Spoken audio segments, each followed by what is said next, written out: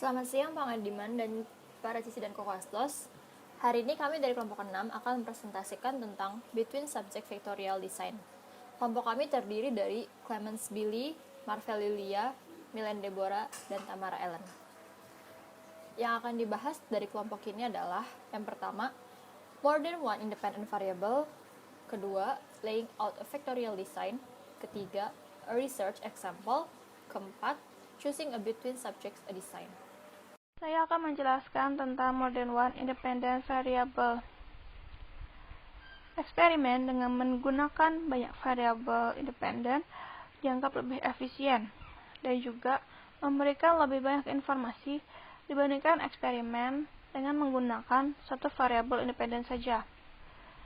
Sehingga desain eksperimen ini lebih disukai oleh sebagian besar psikolog eksperimental. Lalu desain faktorial, yaitu desain yang dimana mempelajari dua atau lebih variabel independen pada saat yang sama. Nah, variabel dalam desain ini disebut dengan faktor. Desain faktorial yang paling sederhana hanya memiliki dua faktor saja. Maka dari itu disebut dengan eksperimen dua faktor. Nah, hasil dari desain ini akan memberikan dua informasi. Yaitu informasi yang pertama adalah informasi tentang efek dari masing-masing variabel independen dalam eksperimen, yang disebut dengan main effects atau efek utama. Dan yang kedua, memungkinkan untuk menjawab salah satu pertanyaan, yaitu bagaimana pengaruh satu variabel independen terhadap variabel lainnya dalam eksperimen. Berikutnya ada looking for main effects. Main effects atau efek utama merupakan aksi dari satu variabel bebas dalam eksperimen. Ketika ada lebih dari satu variabel bebas, setiap variabel tersebut memiliki main effects. Nah, salah satu contoh dari looking for main effects adalah melakukan studi atau eksperimen terhadap tanaman. Terdapat dua faktor, yaitu perkataan dan musik. Faktor yang pertama, seberapa besar perubahan dalam perkataan mempengaruhi tanaman. Dan faktor yang kedua, seberapa besar perubahan dalam musik mempengaruhi tanaman. Dalam hal ini kita akan melakukan uji statistik untuk menentukan apakah satu atau kedua faktor tersebut memiliki pengaruh utama yang signifikan. Selain itu, uji statistik yang dilakukan pada percobaan faktorial juga memberitahu kita apakah kedua faktor itu beroperasi secara independen atau tidak. Berikutnya ada looking for interactions. Kemungkinan-kemungkinan dari efek yang dihasilkan oleh dua faktor dapat saling mempengaruhi. Dan ketika efek dari satu faktor tergantung pada faktor lainnya, maka akan memiliki interaksi. Sebuah interaksi hadir jika pengaruh satu variabel independen berubah melintasi level variabel independen lainnya. Ketika interaksi hadir dalam sebuah percobaan dua faktor, peneliti tidak akan memperoleh gambaran lengkap tentang hasil percobaan tanpa mempertimbangkan kedua faktor tersebut. Karena efek dari satu faktor akan berubah tergantung pada level faktor lainnya. Hal ini merupakan poin penting yang sering kali dilewatkan oleh para peneliti pemula. Nah, kehadiran interaksi antara dua faktor ini juga akan memberitahukan bahwa efek utama dari satu faktor akan diubah oleh faktor-faktor lainnya. Efeknya akan tergantung pada level mana dari kedua faktor yang kita tafsirkan.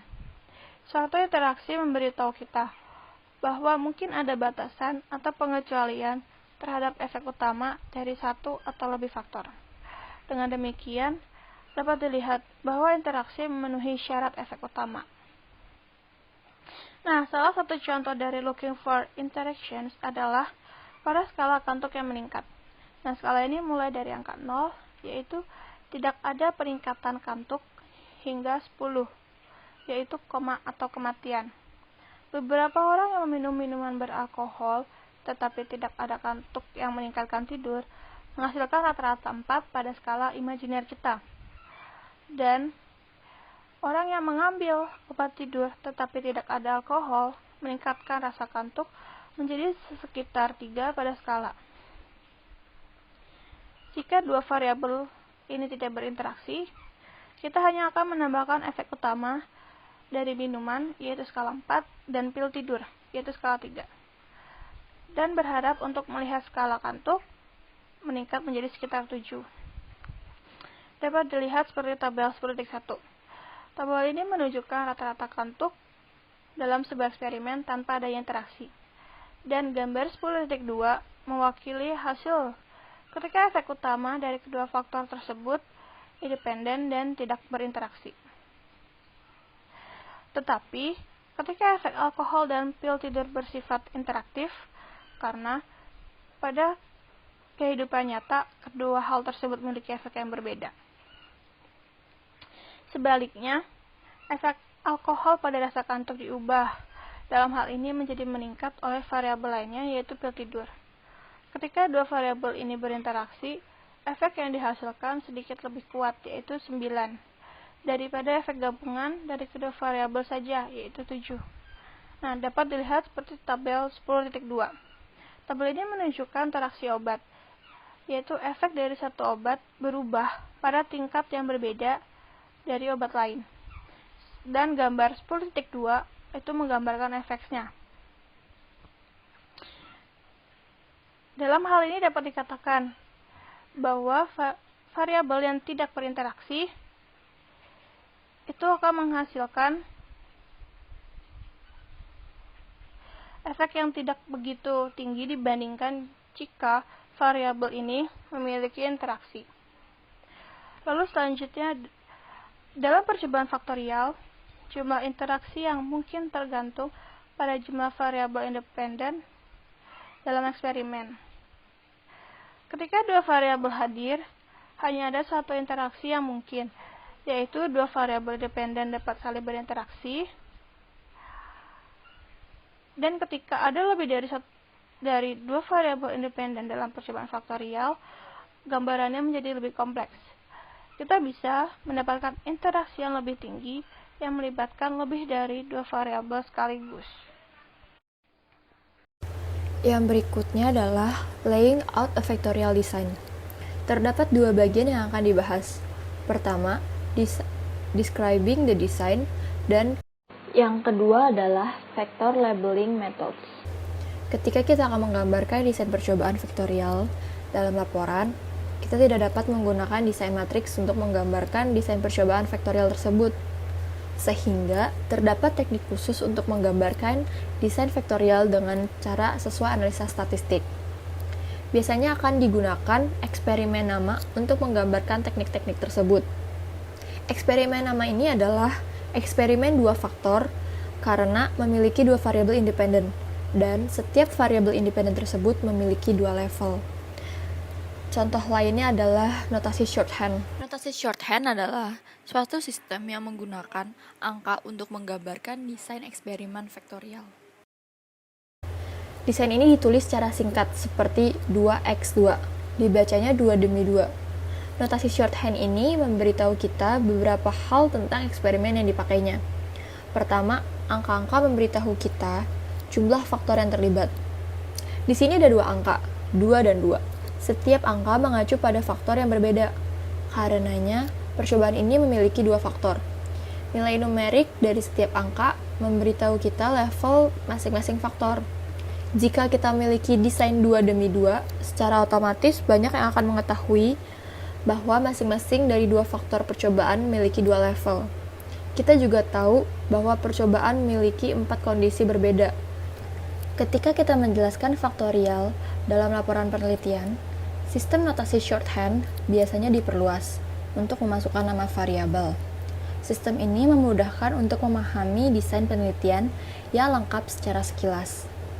Ada beberapa cara untuk melakukan ini, dan kita akan menemukan contoh masing-masing metode ini dalam literatur penelitian. Contohnya, bagaimana percobaan nama 2 demi 2 akan dijelaskan menggunakan setiap metode yang berbeda. Tetapi metode yang sama juga dapat digunakan untuk menggambarkan desain vektorial yang lebih besar. Berikut adalah gambar diagram desain matriks dari dua faktor penjelasan eksperimen. Berikutnya adalah vector labeling methods. Nama-nama dari masing-masing faktor ditempatkan dalam tanda kurung, mengikuti notasi numerik. Nama faktor yang diawali oleh digit pertama adalah nama pertama yang akan didaftarkan. Lalu nama faktor kedua adalah faktor kedua. Label faktor dipisahkan oleh X. Karena subjek yang berbeda telah ditugaskan untuk masing-masing dari 4 kondisi perawatan. Percobaan ini adalah desain faktorial antara subjek. Contoh pertama, 2x2 artinya jenis nama X panjang nama antara desain subjek faktorial. Lalu ada contoh kedua, 2 atau jenis nama dengan 2 atau panjang nama di antara desain subjek vektorial. Jumlah faktor akan menentukan bagaimana desain dikarakterisasi percobaan yang melibatkan 3 variabel independen. Misalnya, disebut percobaan 3 faktor. Notasi shorthand menunjukkan informasi tambahan. Jika percobaan disebut sebagai desain vektorial 2x3 dan 2 dibaca dengan 2, 3, dan 2, maka akan segera mengetahui beberapa hal tentangnya. Jadi akan diketahui bahwa percobaan melibatkan 3 faktor. Nilai setiap digit memberitahu bahwa jumlah level dari masing-masing faktor tersebut. Selanjutnya saya akan menjelaskan tentang research example. Jadi contoh eksperimen ini merupakan 2x2 X faktorial eksperimen yang menghasilkan satu efek utama yang signifikan dengan interaksi yang signifikan. Liner dan Chaiken tahun 1990 tertarik dengan hubungan antara gender dan perilaku makan. Seperti yang kita ketahui, wanita itu menunjukkan lebih memperhatikan makan dengan sedikit dan menjadi kurus dibandingkan dengan pria. Ada penulis membuat eksperimen yang melakukan tes dengan hipotesis wanita akan makan lebih sedikit di depan lawan jenis dibandingkan di depan sama jenisnya. Tetapi perilaku makan pria tidak terpengaruhi dengan jenis kelamin partnernya. Liner dan Chaiken memprediksi bahwa 2 variabel, yaitu subjek dan partners jenis kelamin, akan berinteraksi dalam efeknya dalam perilaku makan. Variabel dalam eksperimennya, apa yang harus dimanipulasi dalam hipotesisnya? Pertama, perilaku wanita harus dibandingkan dengan pria. Independent variabel yang pertama adalah jenis kelamin dari subjek. Perhatikan bahwa faktor ini adalah variabel subjek. Manipulasi adalah proses seleksi. Subjek otomatis menetapkan ke grup eksperimental didasari dari gendernya. Kedua, jenis kelamin dari partner subjek dari dimanipulasi.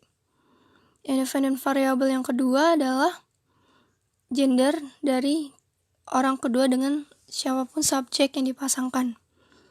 Partner dari jenis kelamin yang sama maupun berbeda. Jadi eksperimenter memanipulasi apa tipe partner yang akan didapatkan. Subjek dari eksperimen diarahkan untuk percaya bahwa mereka dan partnernya mengambil bagian dalam studi dalam efek dari kelaparan tugas pelaksanaan.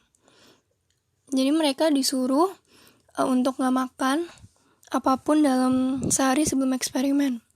Sehingga mereka itu akan lapar ketika sampai ke tempat eksperimen itu. Subjek diberitahu bahwa mereka dan partner sudah ditugaskan ke kondisi penuh eksperimen dan disuruh untuk makan sebanyak apa yang mereka mau agar merasa kenyang dan nyaman ketika melaksanakan tugas eksperimen. Jadi disediakan crackers dengan berbagai topping.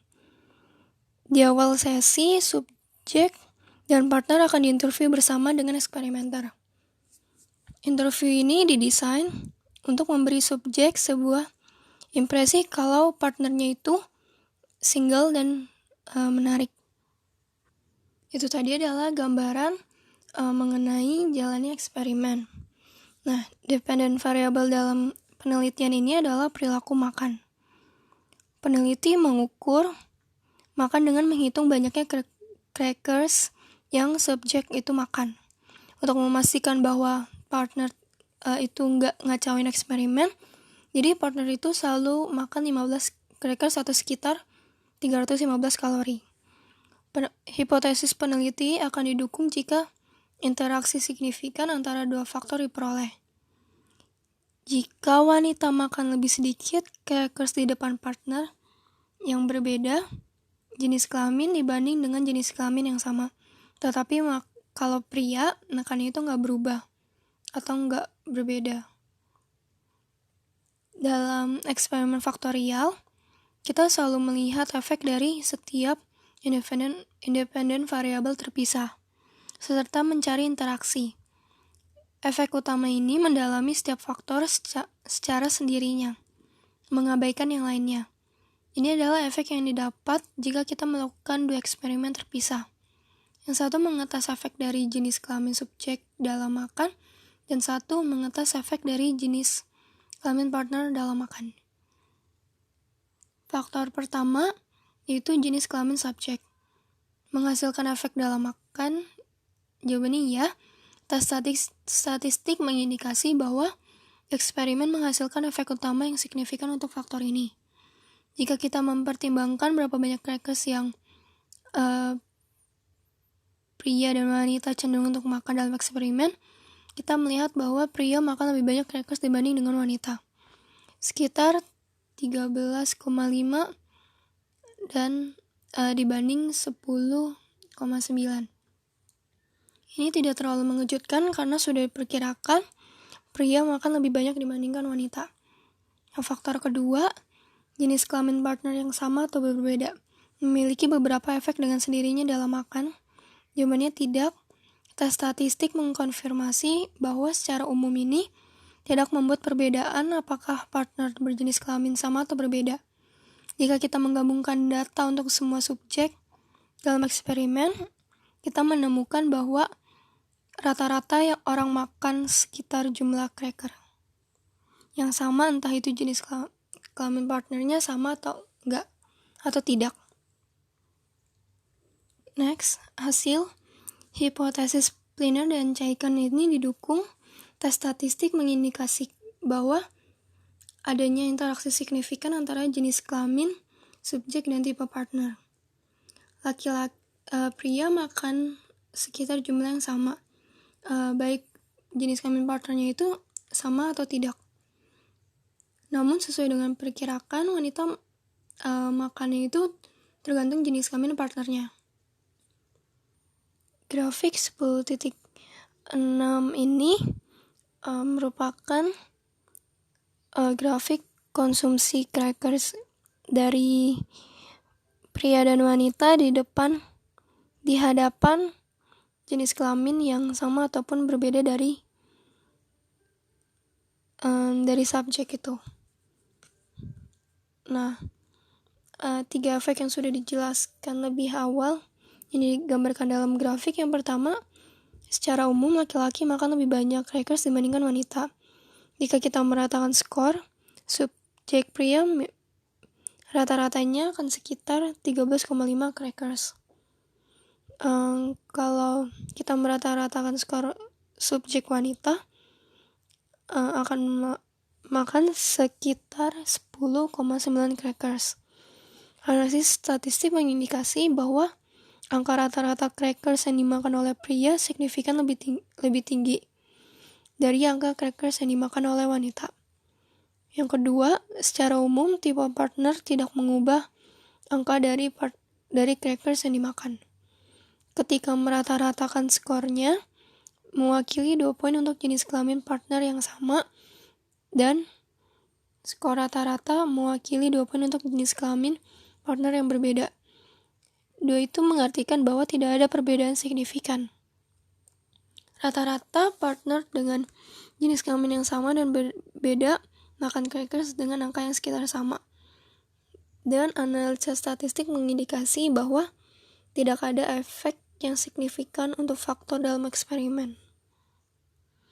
Yang ketiga, ada interaksi yang signifikan antara jenis kelamin subjek dan tipe partnernya. Perilaku makan tergantung dengan jenis kelamin dari subjek dan tipe partnernya. Next, ada understanding effect from factorial designs.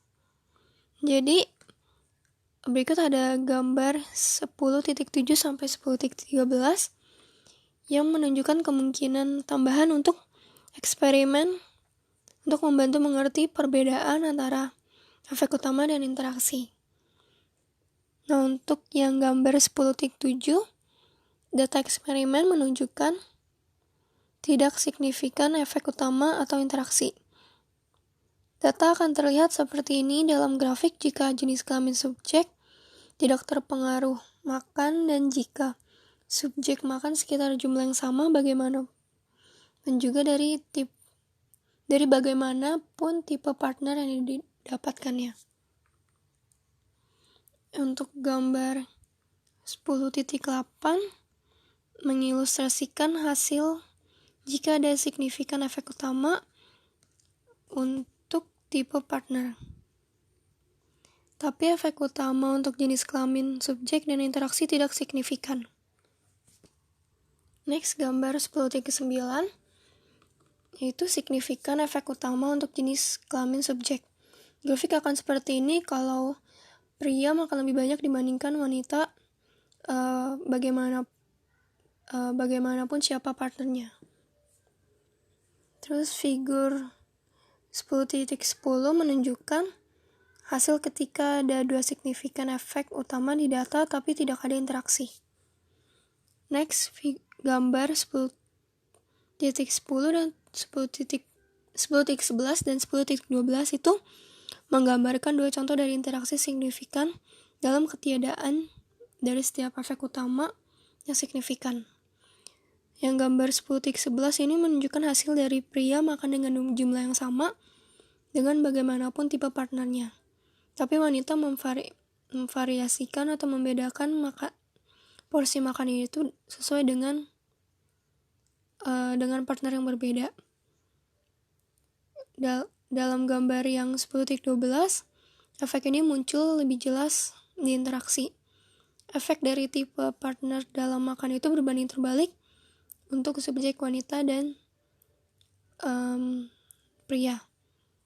Lalu ada gambar 10.13, dapat dilihat bahwa kita tidak mempunyai gambaran lengkap dari efek independent variable, kecuali kita lihat dari efek dari kedua faktor bersamaan. Karena efek berbeda dalam besarnya melewati tingkat dari kedua faktor. Baik, saya akan melanjutkan presentasi dari teman saya. Berikutnya adalah choosing a between subjects design. Saat kita merencanakan eksperimen pertama kita mungkin ngalamin godaan untuk melakukan segalanya dalam suatu percobaan. Tapi jika kita mencoba melakukan terlalu banyak hal sekaligus, kita dapat hilang kepentingan terhadap apa yang kita ingin capai gitu. Jadi percobaan kita yang pertama sederhana aja, fokus pada variabel yang kritis. Lalu tinjauan literatur eksperimental juga dapat menjadi panduan yang bermanfaat bagi kita.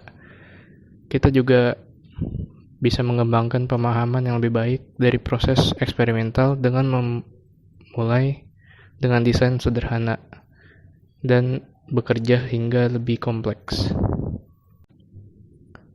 Lalu berikutnya, beberapa alasan praktis untuk menjaga desain faktorial agar tetap sederhana. Yang pertama adalah subjek biasanya ditugaskan untuk masing-masing kondisi perlakuan secara acak. Nah, ini berarti kita akan membutuhkan kelompok subjek sebanyak yang kita miliki di kondisi perlakuan. Berikutnya, hasil dari desain yang rumit dapat benar-benar tidak dapat diinterpretasikan. Contohnya kita akan merasa sangat sulit untuk menggambarkan interaksi antara 3 faktor sekaligus, apalagi menjelaskan mengapa hal itu terjadi. Yang berikutnya, sebuah desain faktorial memiliki 2 atau lebih variabel independen disebut faktor.